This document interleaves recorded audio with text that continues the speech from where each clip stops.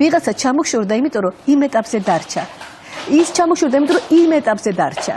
შენ განავითარდი, გააგრძელე, ვინც გამოყვა და შეიძინა ტალღის შესაბამისად და ამისი კულმინაცია არის რა?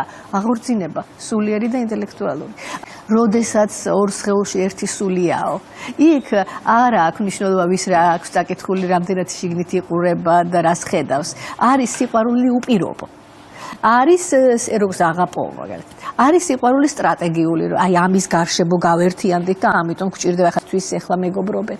არის სიყვარული პრაგმატული, აი შენ მიყვარხარ იმიტომ რომ უკვე კლავს სიტუაციას, მაგრამ არის ასეთი, რაც ნამდვილი იყო, ის არ დაიკარგება. უბრალოდ შეიძლება გაიზარდოს ეპიზოდები პაუზის.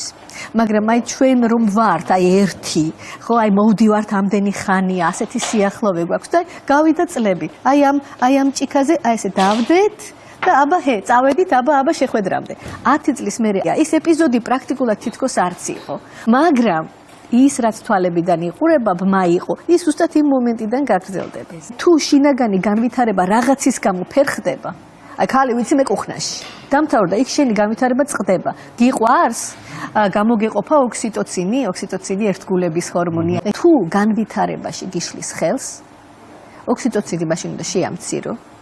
უნდა ჩასაჭრელი დროზე ჩაჭრა და გააგრძელო განვითარება. ეგო, სენზორი, ადამიანის ადამიანობა საჭიროებს იმას, რომ ყველაფერი რაც შინაგანი განვითარების პროცესში ხელს გიშლის, დროზე ჩაჭრა.